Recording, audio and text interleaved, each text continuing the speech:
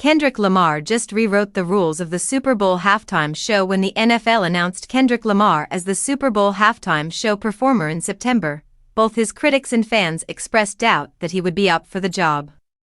To naysayers, Lamar was too verbose, too political, too obscure for pop music's biggest stage, which has typically featured culturally safe icons belting universally beloved anthems to the stadium rafters.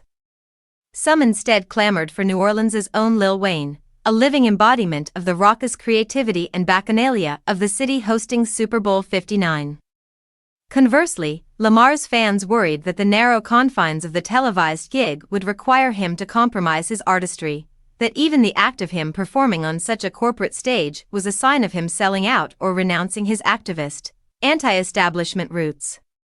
There seemed to be no way that Lamar could both win over the masses yearning for spectacle and his diehards hoping for a thunderbolt of Pulitzer-level genius.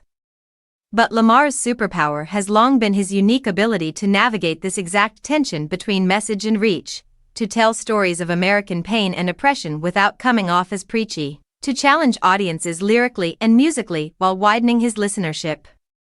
And on Sunday, this balancing act was on full display.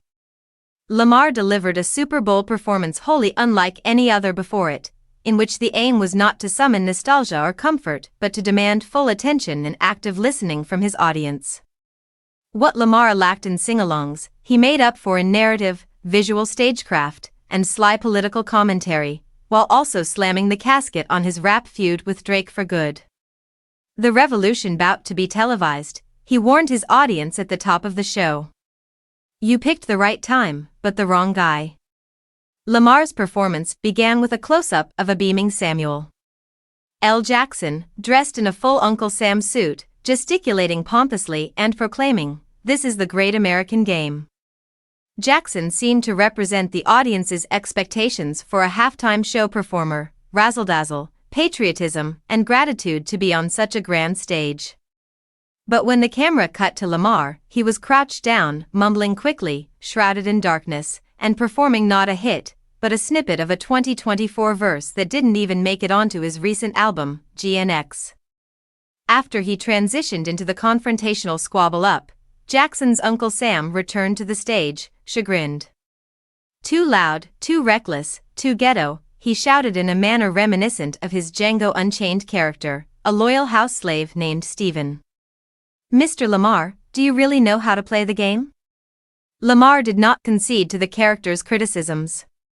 While he could have leaned on his guest verses on his songs by much more famous stars, like Beyoncé's Freedom or Bad Blood by Taylor Swift, who was in the stadium cheering on Travis Kelce, Lamar instead opted to mostly draw from GNX, even the B-sides.